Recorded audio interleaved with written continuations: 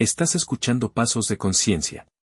Un espacio para observar la realidad de frente y avanzar con propósito en medio del ruido diario. Te damos la bienvenida a este audiolibro, Pensamiento Sopaipilla de Metafísica, tomo 1. Estructura de la experiencia. Escrito por Juan Anda.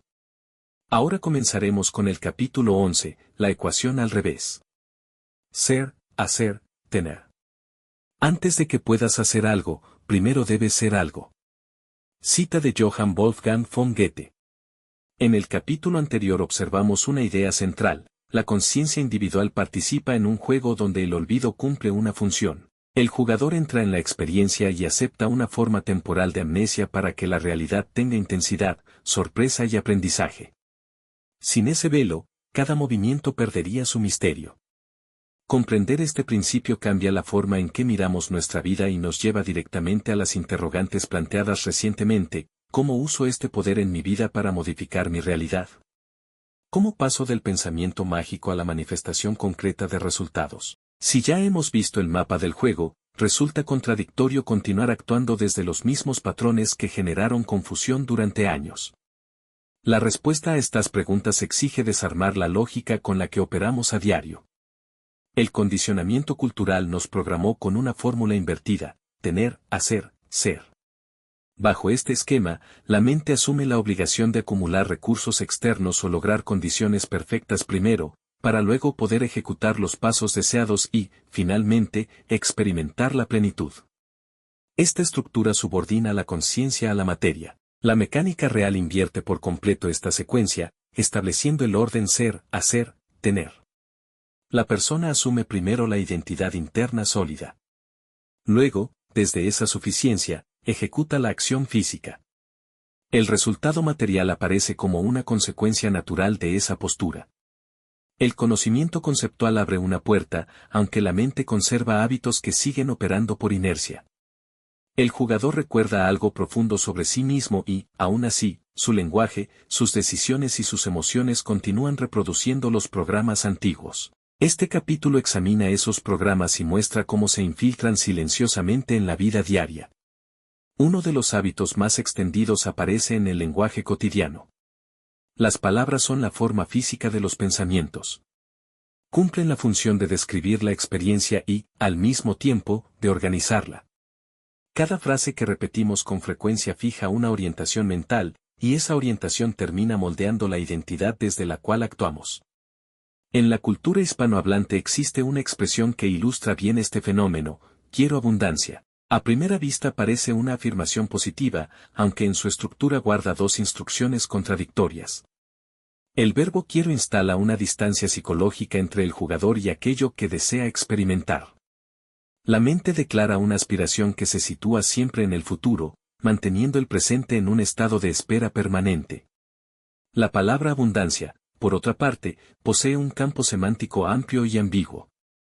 El entorno puede manifestar abundancia de oportunidades o abundancia de dificultades con la misma facilidad.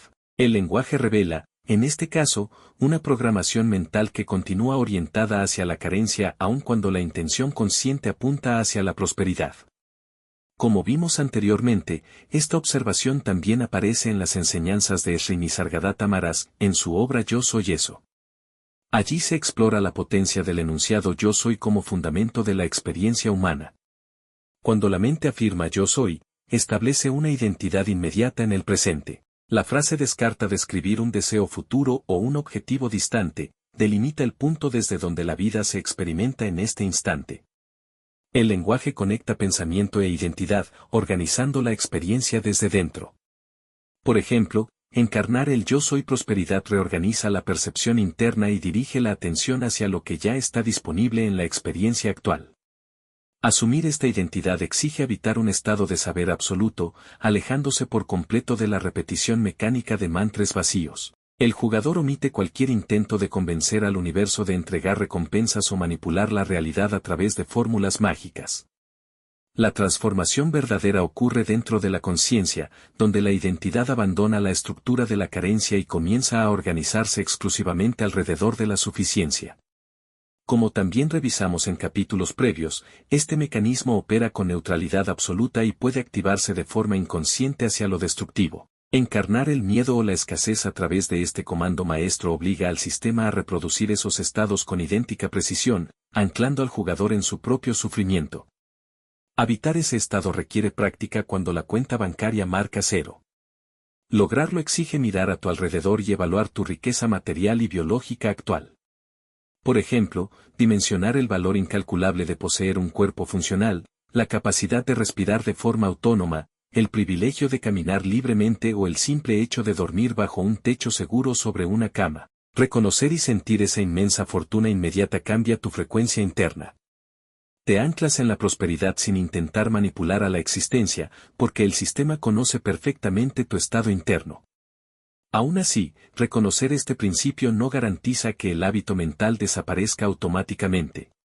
Durante años la mente ha aprendido a reaccionar desde la urgencia y la necesidad, y ese patrón aparece de forma automática en múltiples decisiones de la vida cotidiana. Este mecanismo opera directamente en la biografía concreta de cada persona, lejos de quedarse en simples teorías psicológicas. Para comprender cómo funciona este mecanismo basta observar una historia personal que durante mucho tiempo pasó desapercibida para mí mismo. Me enteré de que sería padre a los 19 años y, ante la responsabilidad inmediata de sostener una familia, comencé a trabajar en la construcción como obrero por necesidad. En ese momento la lógica parecía evidente, debía generar ingresos rápidamente. Poco después apareció una conclusión igualmente razonable dentro de ese mismo marco mental. Si estudiar permitía acceder a mejores ingresos, entonces estudiar era la solución. Entré a estudiar construcción porque necesitaba más dinero. Con el tiempo obtuve el título de ingeniero industrial impulsado por la misma motivación, mejorar mis ingresos. Más adelante cursé un máster en Administración de Empresas, MBA, guiado nuevamente por la misma idea de acceder a una posición mejor remunerada. Cada paso parecía una evolución natural del anterior. Las decisiones tenían coherencia dentro de la situación que estaba viviendo y, vistas desde ese momento, representaban avances legítimos en mi trayectoria profesional. Hoy valoro profundamente haber recorrido ese camino, porque cada una de esas experiencias contribuyó a construir la perspectiva que poseo en este instante presente. Sin embargo, al observar la secuencia completa con cierta distancia aparece un detalle que durante mucho tiempo pasó inadvertido. Todas esas decisiones estaban organizadas alrededor de una misma instrucción mental que se repetía silenciosamente: necesito. Necesito dinero. Necesito estabilidad. Necesito avanzar. Necesito más. Ese patrón revela algo interesante. La mente estaba convencida de estar resolviendo un problema, mientras en realidad reforzaba constantemente el mismo estado psicológico que había originado la urgencia inicial. Cada nuevo objetivo parecía acercarme a una solución definitiva, aunque el motor interno permanecía intacto. El pensamiento necesito más continuaba operando como la base de todas las decisiones. Mientras esa instrucción siguiera activa, el sistema seguiría generando escenarios donde la necesidad volvía a aparecer bajo distintas formas. Sin darme cuenta operaba dentro de un bucle que dirige la vida desde la urgencia. Las decisiones parecen racionales o incluso normales en el corto plazo, aunque mantienen intacta la estructura mental que produce la sensación de escasez de forma repetitiva. La mente busca constantemente la siguiente acción que resolverá el problema y termina concentrando toda su energía en el plano del hacer. Trabajaba en construcción, luego estudiaba construcción y continuaba ampliando mi formación profesional dentro de una lógica conocida, repitiendo aquello que parecía ofrecer mayor seguridad y estabilidad. El quiebre de ese patrón exige detener la máquina. Ese punto de inflexión apareció cuando decidí estudiar coaching. Esa elección descartó la urgencia financiera y la inercia de las decisiones anteriores, surgiendo directamente desde un momento de introspección genuina. Me detuve a observar mi propia trayectoria y comprendí que mi vida podía expandirse mucho más allá de ejecutar conocimientos técnicos en piloto automático para asegurar ingresos. Esa pausa permitió mirar el tablero desde otra perspectiva. Romper este ciclo requiere introducir un elemento nuevo dentro del sistema, la capacidad de observar los propios pensamientos mientras ocurren. Fue precisamente durante mi diplomado en coaching donde descubrí y aprendí a estructurar esta habilidad, conocida como metacognición. Consiste en desarrollar una vigilancia interna capaz de detectar las instrucciones mentales antes de que se conviertan en decisiones automáticas. Cuando aparece el pensamiento necesito más, el observador interno lo reconoce y lo examina. Esa simple pausa crea un espacio donde antes solo había inercia. Dentro de ese espacio surge la posibilidad de elegir otra postura mental y, a partir de ella, otra forma de actuar en el mundo. La metacognición prescinde de un entorno especial o largos periodos de aislamiento. Se entrena en medio de la vida cotidiana, observando cómo se mueven las piezas de la experiencia mientras el día avanza. Hoy el escenario ha cambiado. Trabajo descargando contenedores y lavando bandejas en un mercado de Australia. Durante mucho tiempo una situación laboral así habría activado inmediatamente la narrativa de sacrificio o frustración. Sin embargo, el marco mental desde el cual realizo estas tareas cambió de forma significativa. Cada caja pesada que levanto se convierte en un ejercicio físico consciente. Mantengo la espalda recta, coordino la respiración y observo cómo responde el cuerpo al esfuerzo como si estuviera entrenando CrossFit. El trabajo se transforma en entrenamiento y disciplina mental al mismo tiempo. El dinero que recibo por esa actividad cumple una función estratégica, financiar proyectos personales que forman parte de un camino más amplio. La diferencia entre ambas perspectivas obedece íntegramente a la identidad desde la cual se ejecuta cada movimiento. Habitar el estado del ser en la vida diaria implica precisamente esta reorganización interna. La acción continúa existiendo, el esfuerzo también, y el mundo material mantiene su dinámica habitual. Lo que cambia es la fuente desde la cual nacen las decisiones. Cuando la mente deja de operar desde la urgencia, el trabajo se convierte en una herramienta de expansión personal en lugar de una respuesta desesperada ante la necesidad. Este cambio prescinde de dramatismo o afirmaciones grandilocuentes. Se construye lentamente, a través de pequeñas correcciones mentales que se repiten cada día. El observador interno detecta el pensamiento que vuelve a la carencia, reconoce su origen y redirige la atención hacia la identidad elegida. Con el tiempo, ese gesto se vuelve natural y la vida comienza a reflejar una coherencia mayor entre lo que se piensa, lo que se siente y lo que se hace.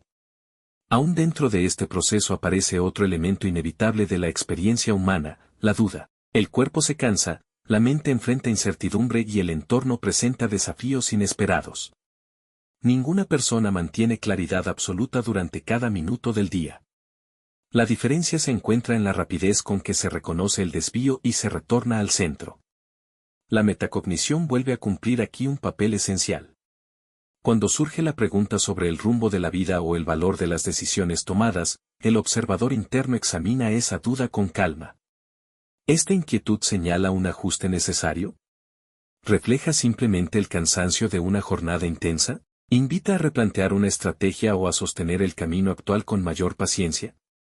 Cada pregunta funciona como un movimiento consciente dentro del tablero de ajedrez de la experiencia, permitiendo que el jugador interactúe con la realidad de forma más lúcida. Hasta este punto hemos revisado varios elementos fundamentales: la inversión de la ecuación hacia el ser, la influencia del lenguaje sobre la identidad, el anclaje a través del reconocimiento de la riqueza física, el bucle mental de la necesidad, la práctica de la metacognición y la resignificación de la acción cotidiana. Cada uno revela cómo el jugador puede recordar gradualmente su posición dentro del sistema mientras continúa participando en él. El conocimiento adquirido en capítulos anteriores comienza a integrarse con la experiencia directa de la vida diaria. Aún así, una interrogante permanece abierta al final de este recorrido. Si el jugador aprende a observar sus pensamientos, a reorganizar su identidad y a actuar desde mayor claridad, aparece un espacio nuevo dentro de la experiencia humana que todavía no hemos explorado del todo. Si operamos bajo esta amplitud y contamos con este nivel de comprensión, ¿por qué a veces aparece la sensación de estar completamente solos? ¿Qué ocurre con la conexión profunda entre el individuo y el resto de la existencia? Has escuchado el capítulo 11, la ecuación al revés. Ser, hacer, tener. El capítulo que sigue es el capítulo 12, el grande J y la música de fondo. Si quieres leer el libro completo, lo encuentras en el link de la descripción.